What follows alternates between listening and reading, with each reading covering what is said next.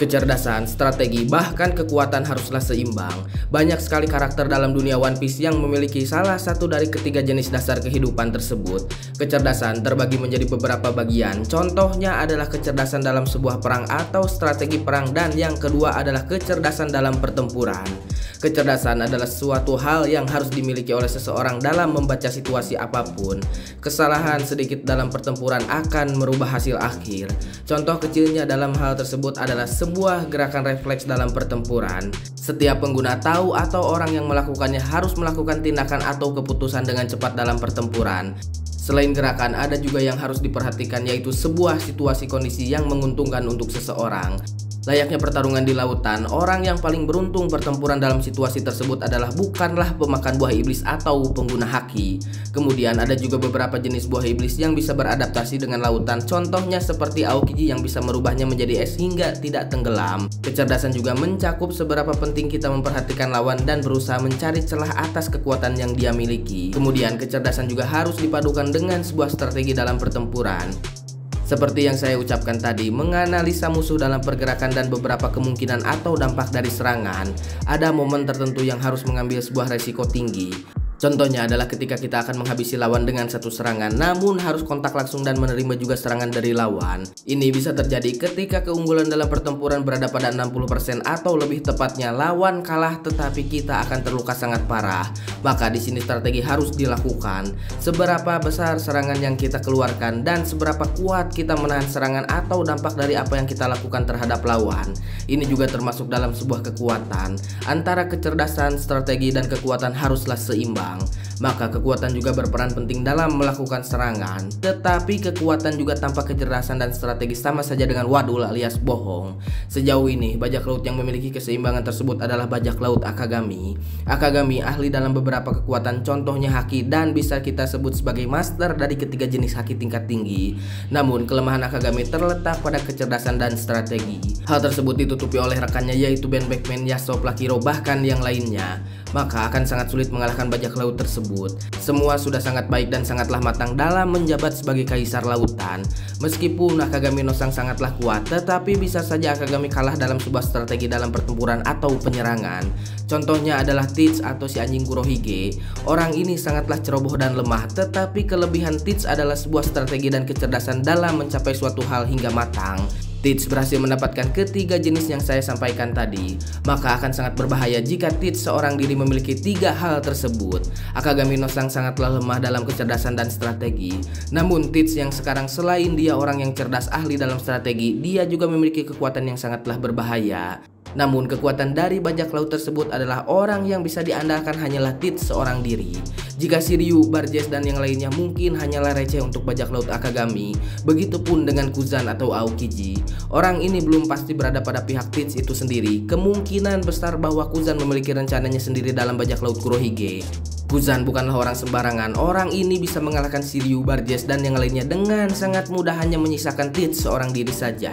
Namun seperti yang saya bilang tadi, Kuzan belum pasti satu tujuan dengan Teach itu sendiri. Bisa saja Kuzan menunggu momen penting untuk mengalahkan Teach atau menggagalkan apa yang direncanakan Teach bertahun-tahun lamanya. Akan sangat menarik jika Teach terhambat oleh Kuzan di akhir cerita. Kuzan akan menjadi sosok penting dalam penghalang tujuan inti dari Kurohige itu sendiri. Karena untuk mengetahui apa tujuan yang sesungguhnya, Kuzan harus masuk dan benar-benar ikut bersama Kurohige atau Teach itu sendiri. Jadi gimana menurut kalian? Tulis pendapat kalian di kolom komentar. Dan buat yang mau request, sok aja nanti sama saya dibahas.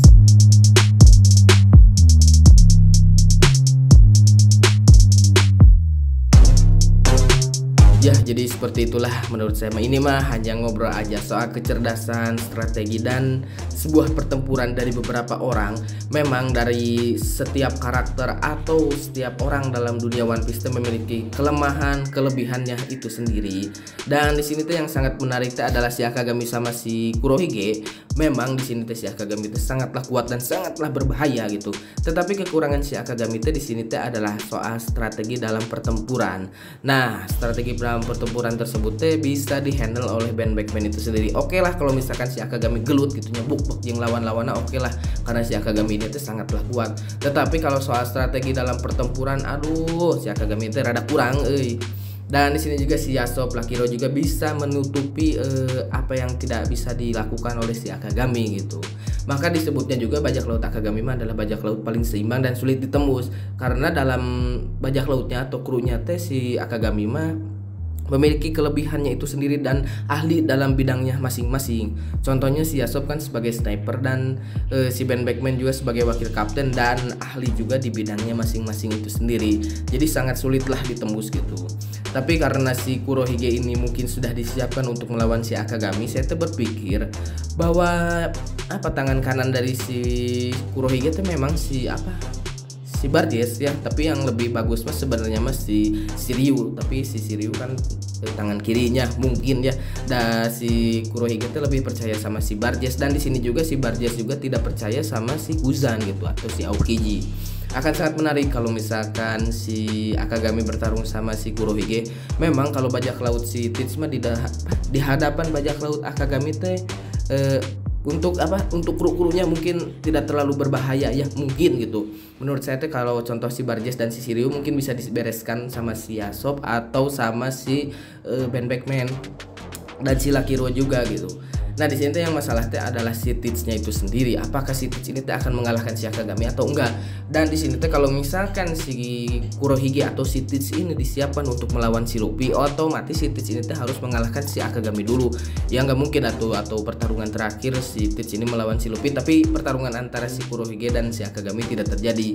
Dan di Marineford juga si Teach berbicara bahwa untuk melawan si Akagami itu bukan waktu yang tepat, adalah bukan sekarang waktunya gitu bertarung sama si Akagami. Si Teach ini perlu persiapan untuk si Akagami. Dan di sini juga memang si Akagami itu sangatlah kuat, tapi si Akagami itu di dia teh sangatlah takut atas pergerakan si Kurohige berbicara sama si si Shirohige gitu. Jadi si Teach ini teh dibicarakan sama si Akagami teh bukan orang sembarangan atau seperti yang terlihat gitu. Si Teach itu berbahaya gitu. Si Akagami sampai terluka. Tidak mungkin si Akagami ini tidak melawan atau tidak melakukan kekuatannya atau mengeluarkan kekuatannya gitu untuk melawan si Teach. Tetapi si Teach ini dapat melukai si Akagami, otomatis si Teach ini tuh ya setidaknya lah mungkin bisa dikalahin waktu itu mah gitu. Tapi si Teach ini juga cukup memiliki potensi yang sangat besar gitu menurut si Akagami. Meren gitunya. Dan yang berikutnya adalah si Aokiji. Di sini tuh memang tidak ada konfirmasi bahwa tujuan Aokiji yang sesungguhnya. Wah, cukup kerennya si Aokiji ini gitu. Sekarang tubuhnya, bentuk mukanya dan yang lainnya cukup kelihatan sangatlah keren gitu menurut saya mah. Dan dilihat gitu atau diperhatikan, sepertinya si Aokiji ini tuh memiliki tujuannya itu sendiri. Dilihat dari percakapannya bersama si Smoker bahwa si Aokiji itu masih orang yang sama seperti dulu. Dan mungkin atau si Aokiji ini masih sword atau bukan gitu. Tapi menurut saya mah di akhir cerita si Aokiji ini akan berperan penting atas keselamatan si Luffy atau kru yang lainnya atau bajak laut Akagami gitu. Jadi akan berkhianat kepada si Teach meren gitunya. Tapi kalau dilihat-lihat mah nggak akan mungkin kalau misalkan si Teach-nya saya jadi lupa lagi biar bicara. Ohnya itu dia itu. Dina itu ambil. Jadi ini berewet 2 bungkus aja. Dina sisi yang di bawah pinggir ranjang kasih 2 bungkus baik. Kayak aku meri aku. Jadi ada kan lupa lagi saya.